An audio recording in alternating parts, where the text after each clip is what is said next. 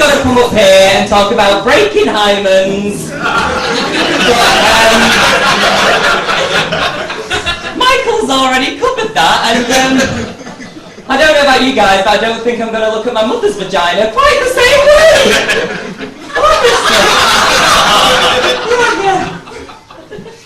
So I guess we'll start. Guys, give me a cheer. Nice. Girls, give me a cheer. Oh, lovely.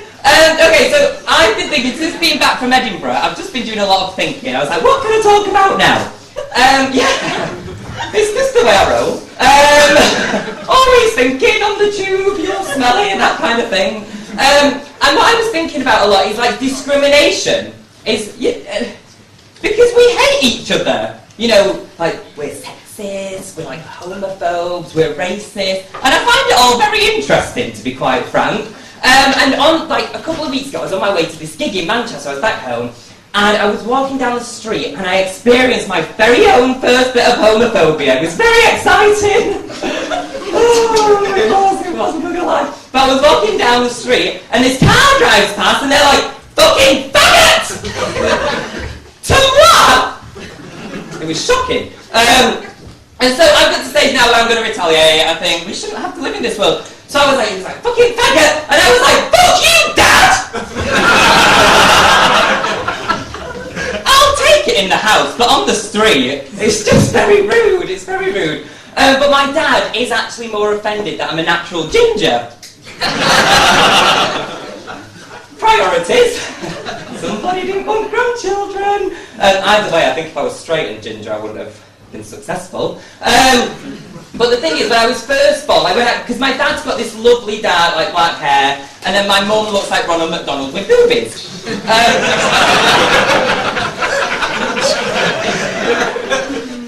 It's true. And when I very first came out of her poof, got me for 10 minutes of this. But when I very first came out of my mum's poofy, my dad was like, oh my god, you had an affair! My mum's like, no, I didn't, Jeff. He's like, no, that's what we'll tell people. Hurtful. It didn't get any better from that day. But the thing is, when I was younger, I did have like the proper tight, curly ginger hair. It was before hair straighteners and hair dye. It was awful. And so my father, dad that he is, decided to take me for an audition of Annie. Yeah. So like, you know, like when you're a younger boy, and like most of us, you know, we might tuck our willy in between our legs, like, look, Daddy, I've got a new-new. Most daddies say, no, you're a little boy. My dad got the masking tape out, was like sticking it to my back. The worst thing is, I got through the first audition. I didn't make the part as Annie, thank God. But my dad just blames me for the fact that we don't have millions. So this is what I'm trying to do now. Now the other thing I want to discuss is we just got back from Edinburgh. Now, has anyone ever been to the Edinburgh Festival? Comics, standard. Has anyone ever been to Edinburgh? Yeah. Yes, okay. Everything there is battered. Battered haggis, battered Mars bars, battered pizza. I went down on a guy and I expect to see battered cock. Which, believe me, would have made everything much better. You guys have to suck it. You don't have to suck it. Not Michael James. Girls, you're with me. Have I gone too far already? Too far already. But the other thing is, this year... Way too far, girls! Way too far! It's okay, I'll bring it back down a bit. Has anyone ever been to a music festival? Yeah, okay. You guys look like the kind of people that go to music festival, in the sense that you're cool. I mean, you're at live stand-up comedy Thursday night, we're having a lovely drink. I went to my very first music festival this year, and I don't know how you fuckers do it, because it is wet, and it is muddy, and I'm not into that kind of filth. I'm really not. But the biggest thing, the biggest piece of evidence for me that I am not meant to be at a music festival is all your people's bands starting the. All my bands end in a loud. Bit cleaner, there we go. Lovely. Is anyone in the room single? scared of telling me yes on that one. I was like, what's he gonna say? Because I am single, or as I prefer to say, homeless. Gay pun. Nobody likes a gay pun on a Thursday. But no, I am single. And I think part of my problem is, being single, is that I really do fancy straight guys. Yeah. It's my own... Oh god, everyone's like, It's like that, did you ever play that game at school, eyes down, thumbs up? It's like, oh god, don't pick me. But no, I really do, but I kind of like... The fun bit of it is kind of terrorising you fuckers. Because here is the... Oh, speaking of terrorising, Bin Laden.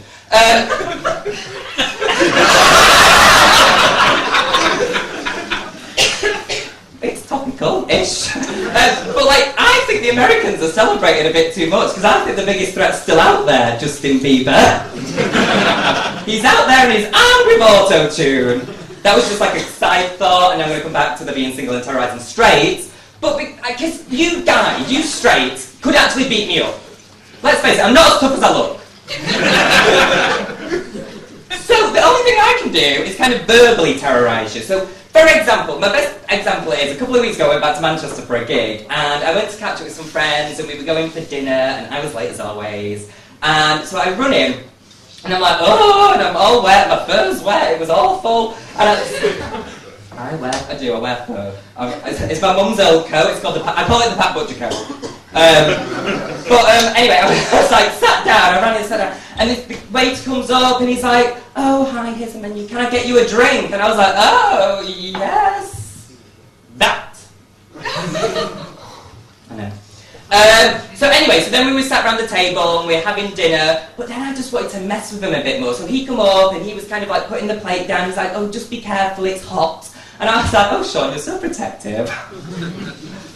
So then, he was like, I'm very nervous around you, sir, I'm very nervous. And he was literally like coming out with a suit like this. Got all over my fur. But then, the best bit was, he admitted he was a bit nervous. And so when he came to take the dessert order, he stood behind me. And he's like, I'm very nervous. And I was like, don't worry, you'll get to know the back of my head even better later.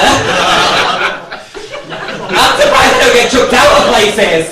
That's what I'm surprised. What else did I want to tell you? Oh, right, but the thing is... You're going to get lots of strange noises. It's just my voice. I actually once went down on a girl's vagina. I was 14, and everyone else in Manchester seemed to be doing that, so I had to go. Ended up sounding like this. Interesting, I say. But anyway... Where was that? Oh yeah, but all I want from life is the same thing that, quite frankly, I think we all want. It's the things we were promised when we were younger, you know, all this fairy tale bullshit we were told. And it's, first comes love, then comes marriage, then comes a little African baby in a FedEx box. I'm going to do it the exact same way Madonna did, and I'm going to pay first class for those fuckers. Now the other thing I really want, because I don't think I have any business being choosy, because okay, I'm not afraid to say it, look at this, it's ridiculous. But if I could pick anyone, I really want a gay Asian. Which obviously is a gay Asian. Now, first of all I told Kishore that during the break and he left. So I don't know what happened there, but the thing is, I really want a Bollywood wedding. I do. I've been watching lots of EastEnders, I've done the research, and I just kind of think they're way better than these kind of like Catholic weddings. Everyone been to a Catholic wedding?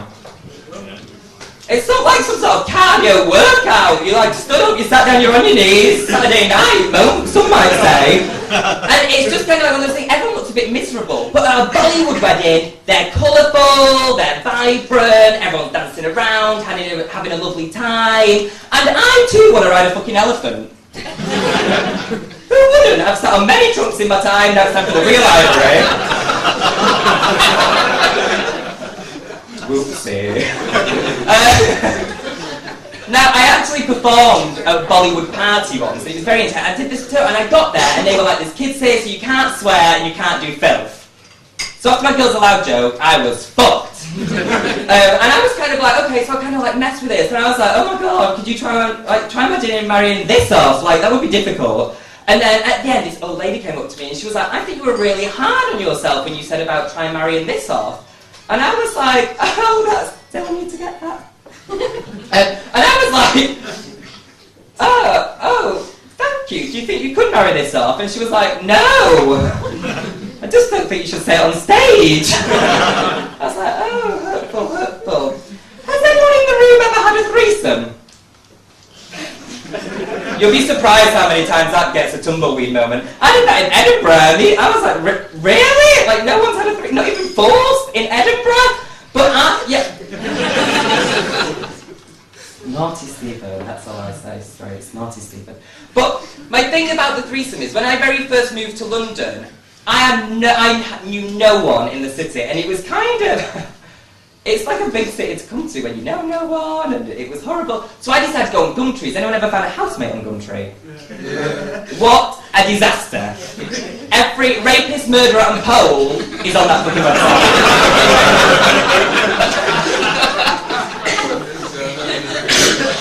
Accurate. And so anyway, I was lucky, well, you could call it lucky. I found these 3 gays, so I moved in with them in Manor House. Which is not nice.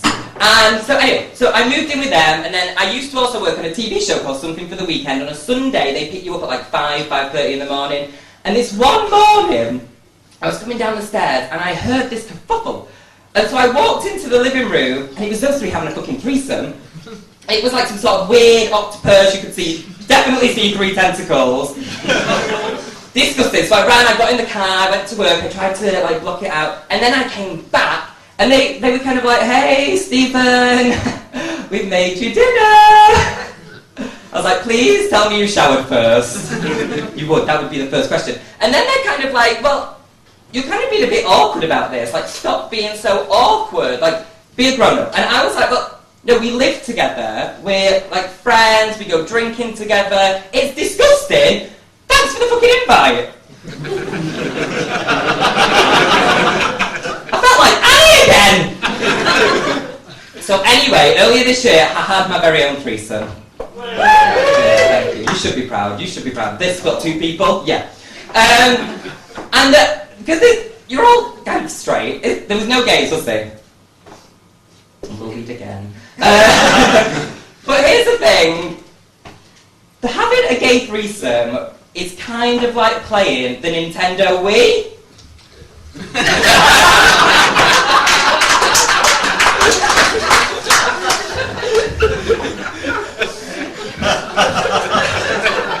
You guys have absolutely been wonderful. I've been Stephen. Enjoy the rest of your night.